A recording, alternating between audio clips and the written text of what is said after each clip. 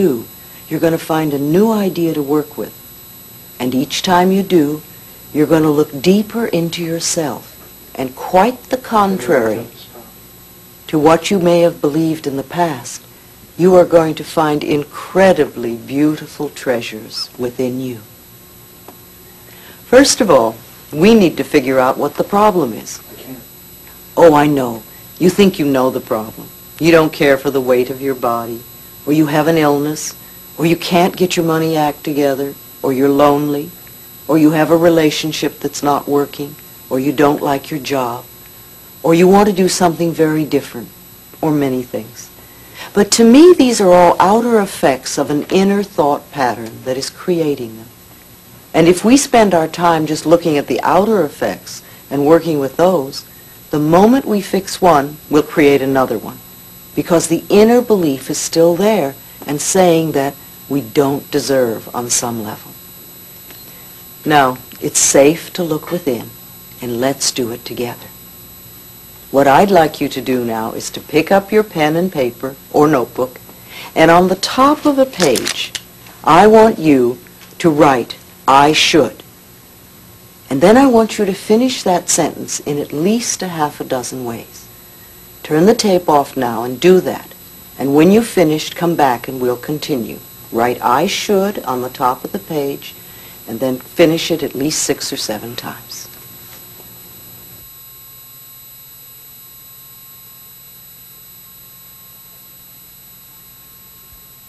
All right, now that you have your list made, what I would like you to do is to read off each one on the list by itself, saying, I should. And then my question to you is, why? This is not to make you wrong in any way, but just to have you look at something in a different way. So you may say, I should get up early in the morning. My question is, why? And then I want you to look inside yourself to find the answers. Do this with each should on your list. If you can do this exercise with a partner, even better. When you're finished with the list and made a note of your answers so that you remember them, then come back to me and we'll go further.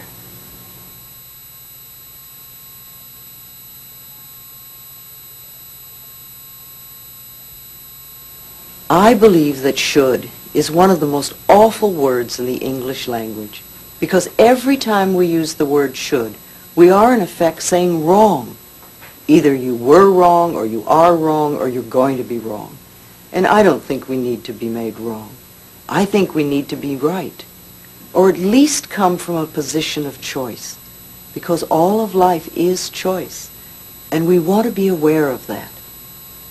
So I would like to take the word should and put it in the wastebasket, or throw it in the fire, or in the trash, or whatever you want to do.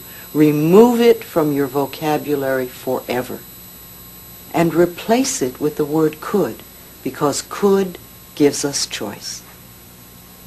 Now it is true that sometimes it might be better for us to do something, but basically we still have choice. And if we don't do it, at least we're not wrong.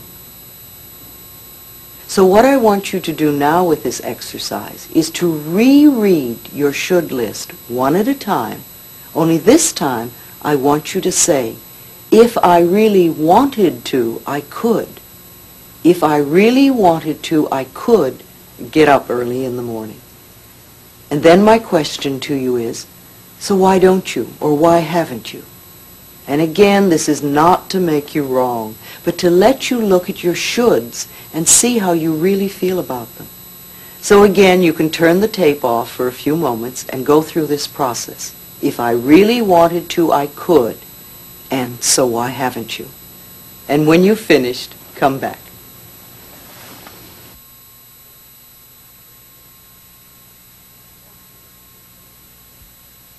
Now tell me, what did you learn?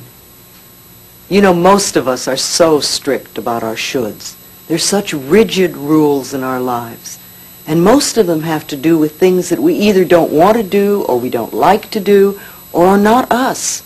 And we find often when we go over this should list that we've been angry at ourselves for years because we don't do something that we don't want to do to begin with, or it was never our idea, or it was someone else's should. Perhaps the reason you've not done something on your should list is because you were afraid to do so. Now, instead of being bad, we find that you are only frightened. And this is a very different issue to work with. See, I like to take things off the should list. In fact, I like to remove them completely. What we can do is have them be choices. We could do them if we really wanted to. And if we're not doing them, then we probably don't want to do them. And we don't have to do them. So let's not try. Let's not berate ourselves. Let's not belittle ourselves for it anymore. This one little tiny exercise can show us so much about ourselves. So what can be dropped now from your should list?